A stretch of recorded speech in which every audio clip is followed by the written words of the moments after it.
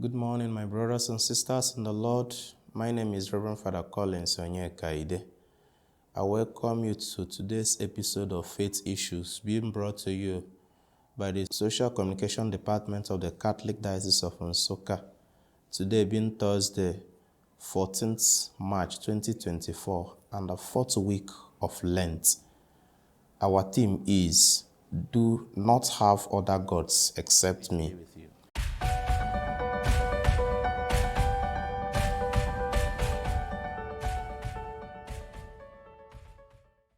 The history of creation known to the Israelites is the Exodus event.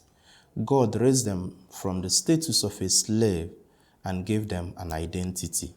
They became the people of God, a chosen race, a kingdom of priests, a holy nation, a people set apart.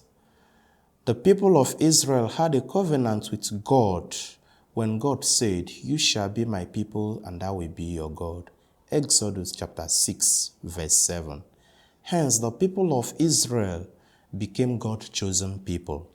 In Exodus chapter 19 from verse 1 following, when Moses went up to God, the Lord called to him and said, "You shall say to the people of Israel, you have seen what I have done to the Egyptians, how I bore you on eagle's wings and brought you to myself. Now, if you obey my words and keep my commandments, you shall be my treasured possession out of the people. Of course, the whole earth is mine, but you shall be for me a priestly kingdom, a holy nation." When Moses came down from the mountain, he summoned the elders of Israel and set before him these words, and the people answered that everything the Lord has spoken, we shall do. Exodus chapter 24, verse 3. In the first reading of today, taken from Exodus chapter 32, from verse 7 to 14, we heard how the Israelites deviated from the ways of the Lord. They have been so quick to turn aside from the ways of the Lord and made for themselves a carved image and paid homage to it. Exodus chapter 32, from verse 8 following, made it clear that they have been quick to turn aside from the way that I commanded them. They have cast for themselves an image of calf and have worshipped it and sacrificed to it, saying, "Those are your gods, O Israel, who brought you out from the land of Egypt." As Christians, by the virtue of our baptism, we are the Israelites by extension. We are God's chosen people, the royal priesthood, a holy nation, a people set apart. Do we still keep to our own baptismal vows? During our baptism, we denounced Satan and his works and promised to believe in one God, the creator of heaven and earth. Do we still keep to our promises, the promises that we made before God and his people? In this era characterized by neo-paganism, are we still faithful to our vows, the vows we took during our baptism? Many of our Christians have left the church thinking that the church is a hindrance to their success. Many of the forgotten shrines in our villages have been revived, and the chief priests and those that visit those shrines are our Christians that bear Christian names. Many of the youths have followed suit because of incessant quest for wealth and power. Many have made themselves chief priests, and most of the time they do not know the do's and don'ts of those shrines, and this affects them at the long run. Be that as it may, the people of Israel were fickle.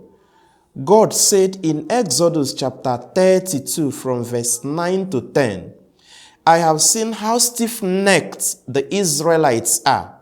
Now let me, so that my wrath will burn against them and consume them." But Moses interceded for them. We are on a journey to heaven, just as the Israelites were on a journey from Egypt to the promised land. The Israelites forgot God most of the time, who brought them out of the land of slavery. They went after other gods. They sinned, but as often as they repented, God forgave them their sins. Most often, we forget God and His commandments. We forget Jesus Christ, our Redeemer. We forget the promises we made before God and His people.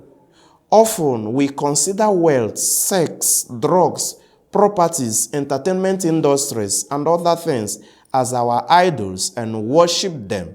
We promised in baptism and renewed these promises most of the time and denounced Satan and his works, and still we fail to keep to our promises. We are on a journey, and most of the time life's challenges make us to abandon our faith and seek for other gods. Just as Moses interceded for the people of Israel, we have our Blessed Virgin Mary and the saints to intercede for us whenever we come to them for help. Remember, God does not want any of us to die in our sins. Rather, He wants us back to Him. In the Gospel of today, Jesus said, "Do not think that I have come to accuse you before my Father. You place your hopes on Moses, and Moses will be your accuser. The commandments which we know will be our accusers before God." Jesus has tried in many ways to bring us back to Himself through His sacraments and ministers, but we always turn our back on Him.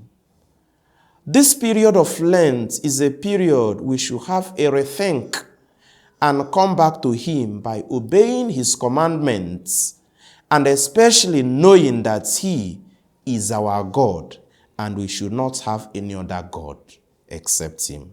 Peace be with you.